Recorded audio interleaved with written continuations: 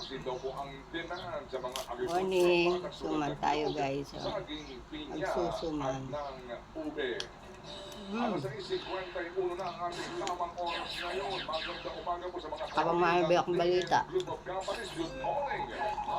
Pumuno po ni Sir Johnny ng DN Steel. Good morning, Sir Johnny. At maging sa mga taga-Ultra Ginawa na akong ulam. Systems Corporation sa mga business. Magandang umaga po.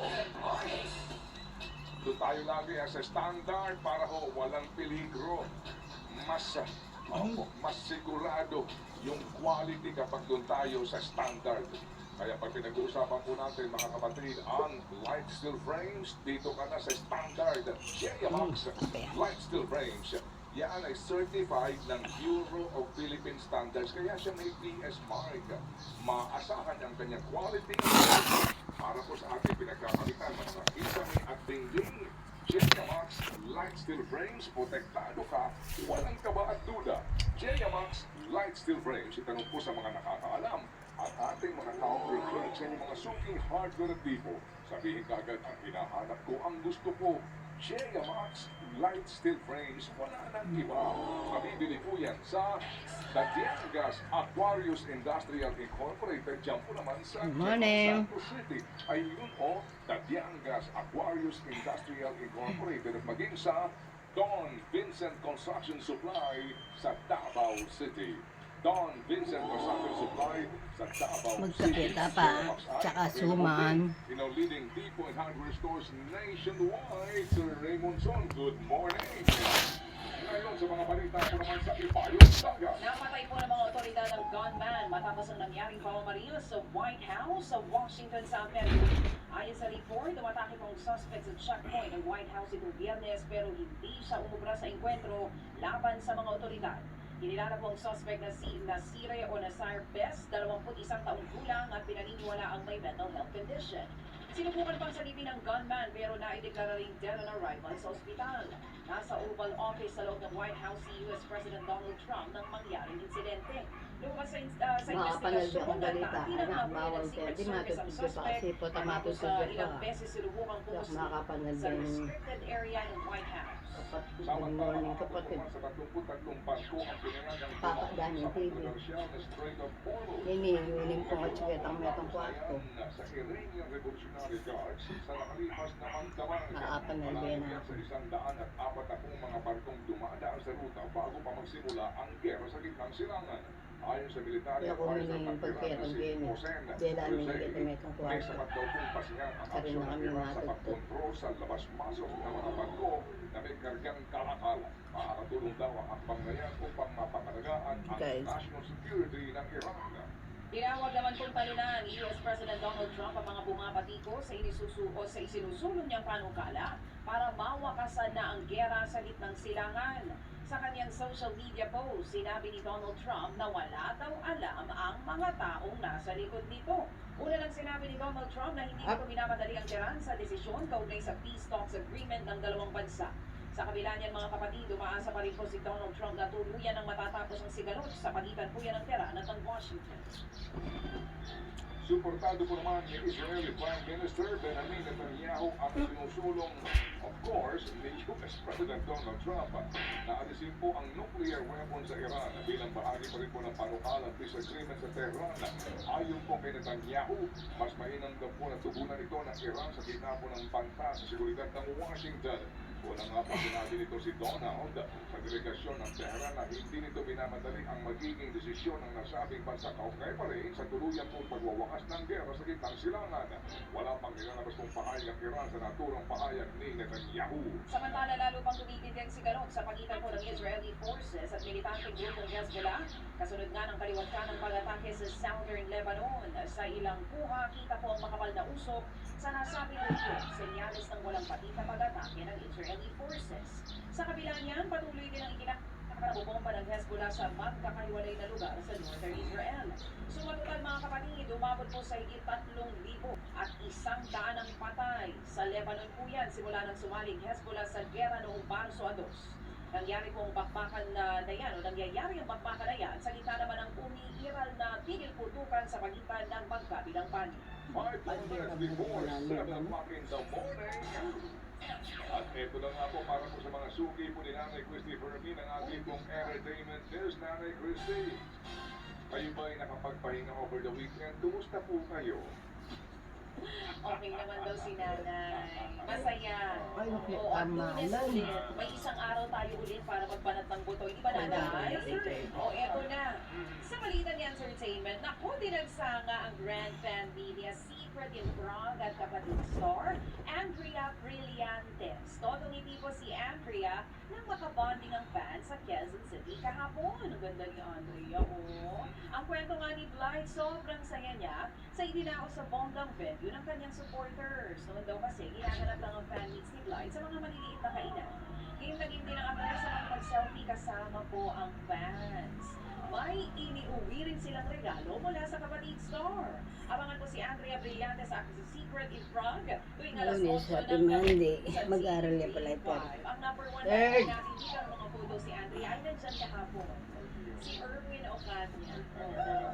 Kahit na araw ng pahinga. Oo, fan meet yan eh. Basta po mga kapatid, si Andrea, nandito present, si Erwin, buti na lang. Oo nga, ganda ni Andrea kahapon ano, sa kanyang polka dots dress, Erwin. We pose no objection, Your Honor. Nilabas po ng OPM singer na si Maki ang official music video ng kanyang bagong kanta na Habang Buhay Pansamantala. Tampok dito ang SB19 member na si Justin. Tungkol ang kanta sa pagkagusto sa isang tao na wala namang gusto sa kanya. Sabi po ni Maki, ito raw ang softest na kantang kanyang isinulat. Pink song din daw ang tawag ng single sa Habang Buhay Pansamantala. Bago ito'y kilala po si Maki sa hit songs na Dilaw, Kaya Taong gusto mo, ayaw naman sa'yo. Samantala mga kapatid, ako ito, Nay Christy, confirmed na ba ito? Ugong, ang usap-usapan ngayon na may boyfriend na. Si Miss Universe 2018 Catriona Gray. Ilang beses kasing naspatan ng beauty queen na may kasamang lalaki sa isang kainan. Ang hinala tuloy ng netizen, siya daw ang bagong boyfriend ni Kat. Nang tanongin naman si Catriona tungkol sa kanyang love life, ang tugon niya lang ay masaya siya. Di ba nga? Ang Hindi niya ka-boyfriend kinonfirm ni o Catriona Gray. Nauna lang sinabi ni Catriona na nakikipag-date siya, pero single pa rin siya. Naalala mo, yung ex niya si Samuel B, hindi ba engaged na sila kasi hindi nga tuloy ang kasalan. Tama ba? Na-engage ba sila? Well, Sa dami kasi nang na-engage, sorry, nalilito ako. matatanda na yung mga yan. Tama naman. Magkakaroon po naman ng concert ang actress na si Agot Isidro bilang pagdiriwang po sa kanyang 60th birthday. Gaganapin po ang The Story of Nagluto ko pa. sa July Patsoy. 17 and 18 sa Maybank Performing Arts Theater sa BGC Taguig. Available ngayon ang tickets online sa pamamagitan po ng Ticket World. Bukod sa pagiging actress, singer din po si Agot. Noong pong 2009 Agot na po Isidro. siya maglabas po ng album na pinamagkasang White Laces and Promises. Noong 2025 naman ang huling single niya na Isang Sandali. At saka bukod sa pagiging singer, bukod sa pagiging actress, ito very vocal din sa kanyang political stand, in all fairness to her. Samantala mga kapatid, nakasurpresa naman ang armies nang tumakbo sa 12-kilometer marathon sa California. Si BTS Suga ay hindi marathon yun pag 12 kilometer. Lumahok na po si Suga sa 2026 Bay to Breakers 12K Marathon sa San Francisco ilang oras bago ang sold out concert ng BTS sa Stanford Stadium. Natapos niya po ang marathon sa loob ng 1 hour, 4 minutes, and 43 seconds. Bigay pa pa rin si Suga sa concert ng BTS matapos po niyan. Ayun nga mga kapatid. Congratulations, Suga. Okay, so paano yan? Tayo po'y shugi na. Sa ating putugnayan sa TV5. O sige, mag-bye-bye na tayo sa mga kapatid natin dahil eksakto alas 7 na nga po ng umaga pero bago tayo magpaalam. Ang oras muna na yan mga kapatid, hatid po sa lahat ng Gulta tayo. Ang Postbiotic Immunity Food Supplement with lactobacillus lactose-free plasma na galing sa Japan. Panlaban po yan sa puyat, pagod at stress. Mabibili sa Lazada, sa Live at Mercury drugstores, online, meron din po sa TikTok at sa Shopee at Pwede rin umorder sa 0931-032871 para sa masarap at hindi natulog. Punta tayo now na. At hatid din yan sa ating lahat mga kapatid ng St. Louis College, Valenzuela. Parents and students, ang St. Louis College, Valenzuela ay halos 5 dekada na nagbibigay serbisyo sa larangan ng edukasyon. Mayroon po itong iba't ibang antas mula preschool hanggang college. Bisitahin po kanilang website www.slcv.edu.ph. Alright. O sa paano sa mga kapatid natin sa TV5? Bukas po, araw na ng Tuesday, May 26, few more days bago ang Hunyo. Kita-kits pa rin tayo dito mga kapatid. 25, Hanggang alas 10 pa rin ng umaga dito sa True FM. See you all tomorrow! Nagbaling panahon. Nagbaling day. 25 pangin pala. Maraming salamat po rin. Maraming sa balita natin. Inilagyan ba nyo natin din sa oras po natin sa dalawan mga kapatid at mamaya sa frontline sa umaga abangan. Bilang ng nasawi sa bubuong ginagawang busay Para gumaga. Agal mo sa ka, ma'am. Sukulit ka pang mahal. Sa morning biyahe, may hatid na namang good vibes ang ating Captain Bonnie Lopez live mula sa Tapalok sa Maynila.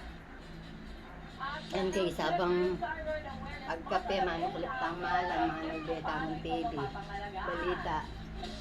Good morning kapatid.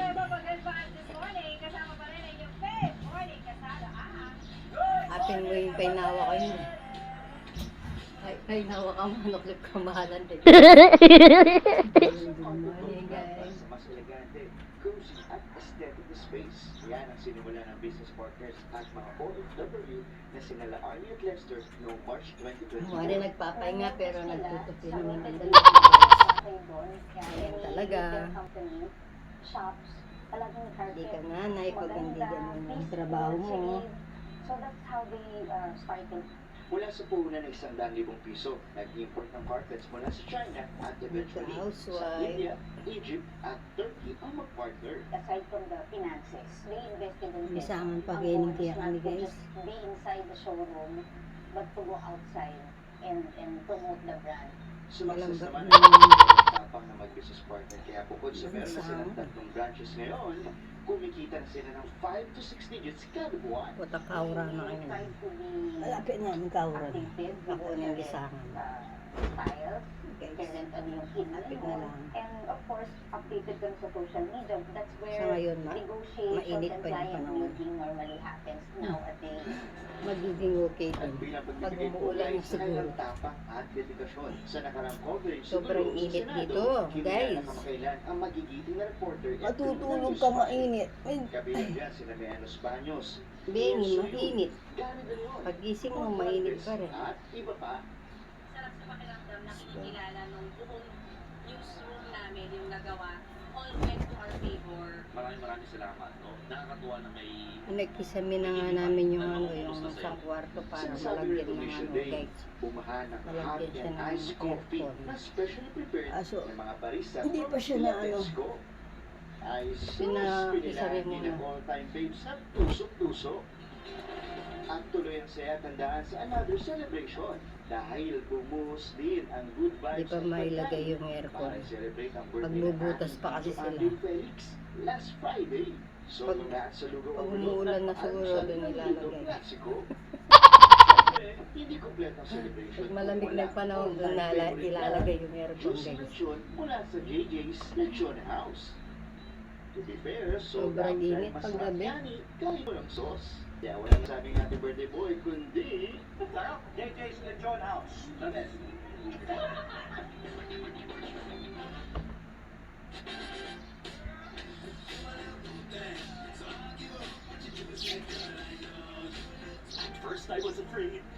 Hindi ako nakapagtuping damit kahapon kasi may nagtatrabaho sa bahay. Ginagawa yung ano, kisame.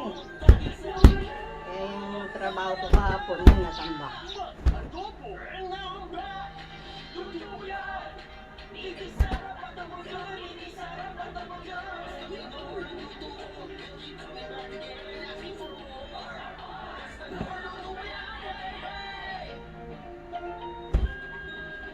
Tayo, di muna ako nagluto. Take stress out. Mamaya na lang, pagdating ko kay Pierre sa school. No stress. Ako pa rin to. Ganda mo. Stressed out. Ito nga, habang nagkakapi ako, kumakain ng suman, nagtutupi naman ng damit. Kanan ng Saan trabaho, bis? harapan ng butas.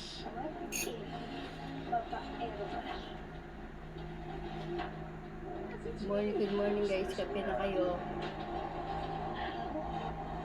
Ako ito, habang nagkakape, nagtutupi. Sa TV5. Habang nanonood ng TV.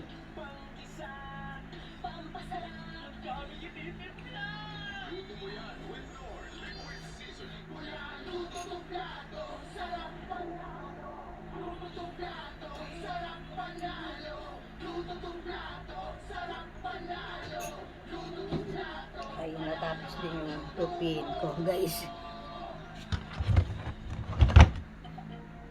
Lagay na natin sa mga drawer. With amino sulfonics that penetrates each strand for up to 200% smoother hair. Not some days like Sway it with Sunsoap. Sa gitna ng dusa at bigat, Sabi kay Eman ko may mali siya. Lagay natin. may liwanag ang nakita sa pamilya wala. Sumigit sila sa may best friend. Ibigat dito sa TV5. Hello guys. First I was afraid.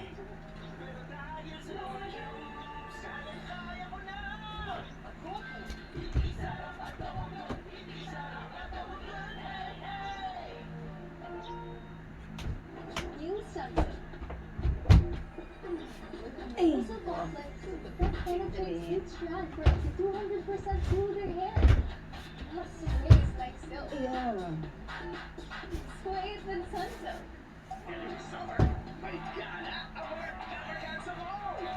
Abang.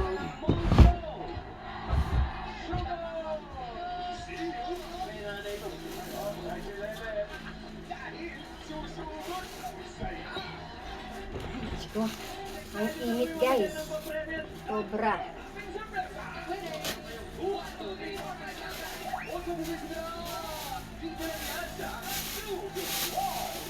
Maga pa lang mainit na. Narito na ang mga kapatid na nanood at nanalo. Ito, bagong laba. Congratulations, daily winners Bago ko of muna. 1,000 pesos each. Plastic ko muna siya. Wala akong mapaglagyan eh. At weekly Ang winners porter ng to, ang porter. 50,000 pesos. Tuloy-tuloy lang sa panonood at dahilan tayo ng study, kapatid. Plastic ko muna siya. Kapatid, manood at Kapag ginamit ng linis.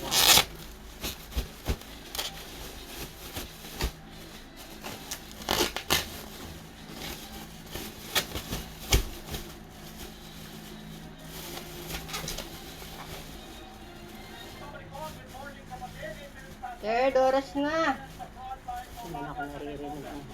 Nasa kabilang kwarto si Terdy. Dito sa isang kwarto, puro ano. Puro damit. Tsaka kalat.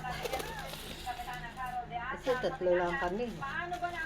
Dalawang kwarto. Yung isang kwarto ginamit kong ano, parang closet ba. Talagyan ng mga damit. Para dito na lang kami magdudumi-dumi. Ah, gusto niya pala siya. Si Terdy, may pasok siya. Alis ka dyan, nagtatrabaho ako. Ha? Oo, Monday ngayon. Ah, alam mo wala.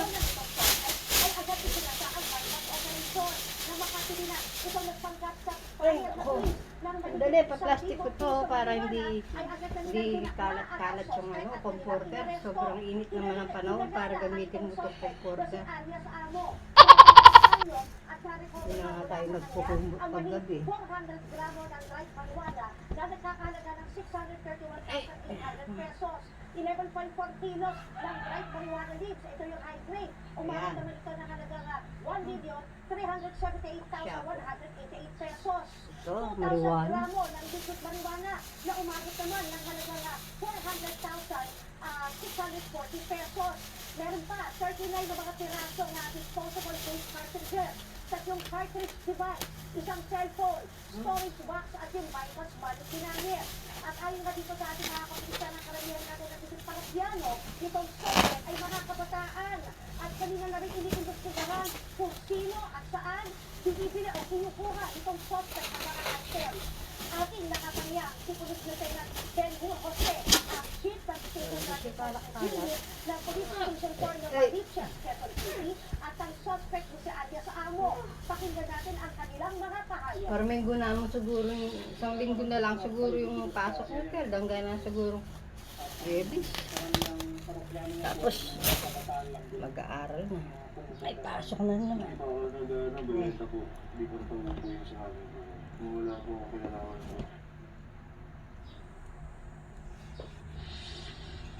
Ayun, At tapos ayan nga, din. Angela at Andre, wala namang nakitang iba pang record o dating kaso itong suspect. Pero kahit todo tanggi itong suspect, abay nakaharap naman itong suspect sa kasong paglabat sa Republic Act 9165 o yung Comprehensive Morning, guys. Drugs Act of 2005.